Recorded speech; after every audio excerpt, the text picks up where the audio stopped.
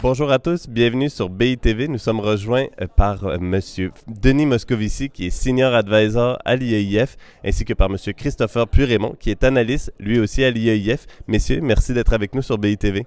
Bonjour, merci à vous. Vous avez présenté ce matin la 5e édition de l'étude sur le marché français du financement de l'immobilier des professionnels. Je vais y arriver. Pour commencer, Denis Moscovici, quelles sont les principales tendances qui émergent de cette nouvelle étude en matière de production de prêts immobiliers? Merci. En effet, on a présenté cette étude ce matin, l'étude annuelle que nous réalisons maintenant depuis 5 ans. Et donc, on a présenté, comme toujours, les chiffres de l'année 2022. Pour lesquels on a maintenant l'ensemble des réponses de nos contributeurs, et puis des prospectives sur l'année 2023. Alors qu'est-ce qu'il faut retenir sur le marché? Tendanciellement, les nouvelles ne sont pas très bonnes. La conjoncture économique qui a démarré, qui s'est installée l'an dernier avec l'inflation, et puis suivie par cette considérable et brutale hausse des taux, a déjà commencé à faire son effet en 2022, puisque le marché, la production annuelle s'est élevée à 30 milliards d'euros l'an dernier sur notre échantillon. Elle a décru déjà de 13% par rapport à 2021. Et nous le présentions dans les perspectives. Malheureusement, cette conjoncture, cet attentisme des investisseurs, cette crise de la promotion immobilière, cette réduction des surfaces prises à bail par les preneurs et les utilisateurs, ça crée moins de transactions, ça crée moins de flux. Et donc, les volumes de financement devraient être amenés à baisser assez considérablement, de manière assez considérable dans les années qui viennent. Christopher Puyraumont, un élément important aussi de l'étude traite, et M. Moscovici mentionnait à l'instant des difficultés. L'étude parle aussi des difficultés rencontrées par le secteur de la promotion. Pouvez-vous nous en dire un petit peu plus justement sur les enjeux qui touchent actuellement le financement du secteur de la promotion? Bien sûr, merci beaucoup. Alors, on le conclut dans cette présentation en fait ce matin. Les moteurs sont à l'arrêt sur le marché de la promotion immobilière. On mentionnait la crise à l'horizon et Denis le disait très justement que la crise elle est en réalité déjà là, bien entamée. On présente dans cette étude des éléments de contexte économique qui montrent que l'ensemble des sujets, que ce soit les transactions, que ce soit les mises en chantier, les autorisations de construire, tout est en baisse et cela dès 2022. Et ce que l'on peut voir dans les résultats de cette étude, c'est que les différents ratios sont en recul par rapport à l'année 2021 qui était en reprise. Et au niveau des années qui viennent, l'ensemble des problématiques liées notamment au nombre important qu'il y a actuellement de promoteurs, les sujets d'equity qui leur font face, font que effectivement dans les années à venir, il y aura peut-être un petit peu de casse sur les petits et les moyens promoteurs. Et il faudra voir effectivement si cela devient systémique ou non. Merci.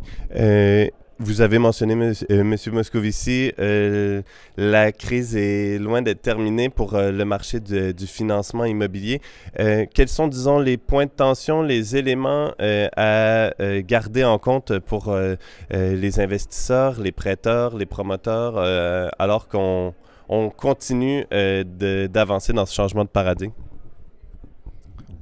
Bonne question, vaste question. Alors on a différentes dimensions qui effectivement impactent les marchés immobiliers et qui impactent également les classes d'actifs. On l'a mentionné dans l'étude, mais c'est mentionné dans différents cercles, autrement que dans le financement immobilier. On a des grandes questions qui se posent sur la classe d'actifs bureaux, avec une vraie désaffection et un vrai problème qui se pose sur certains bureaux qui sont localisés dans des endroits où ils auront du mal à l'avenir à trouver des locataires. Alors quels sont les grands sujets qui vont se poser aux financeurs en 2023? Moins d'opérations nouvelles, on l'a dit, il y aura moins d'investisseurs, moins d'investissements.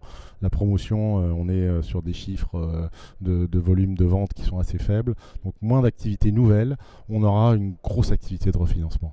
Voilà, et ça va vraiment marquer le marché. C'est ça qui va permettre de passer à l'étape suivante avec des gros besoins de recapitalisation des opérations qui vont se faire jour.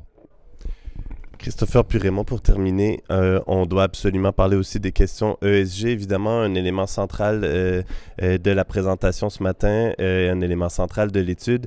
Justement, quelle part prennent les enjeux ESG dans les stratégies de financement des prêteurs et dans les allocations qu'ils vont flécher vers le secteur immobilier?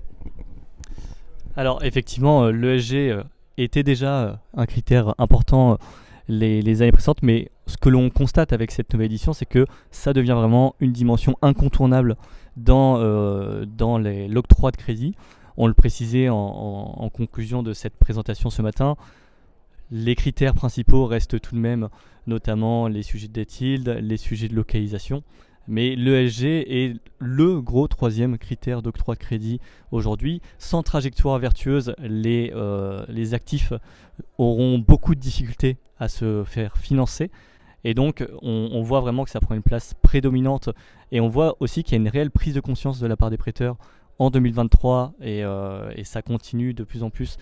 Une prise de conscience sur l'importance avec l'évolution des réglementations qui entourent l'arrivée de la taxonomie européenne. On parlait du ratio GAR ce matin qui a une importance et qui va avoir une forte importance à partir de 2023 pour les banques. Donc il y a le sujet réglementaire, mais il y a aussi le sujet de l'ensemble de la place qui pousse pour que l'ESG devienne vraiment prédominant dans les conditions d'octroi de crédit. Et on a eu la chance d'avoir la présentation en avant-première ce matin de la grille IFPIM sur les critères ESG qui vont être demandés aux emprunteurs. C'est un exemple très, très concret de ce que la place met justement en place pour que ça devienne vraiment central. Messieurs, merci d'avoir été avec nous et merci à tous et toutes aussi d'avoir été avec nous. Je vous dis à bientôt sur BITV.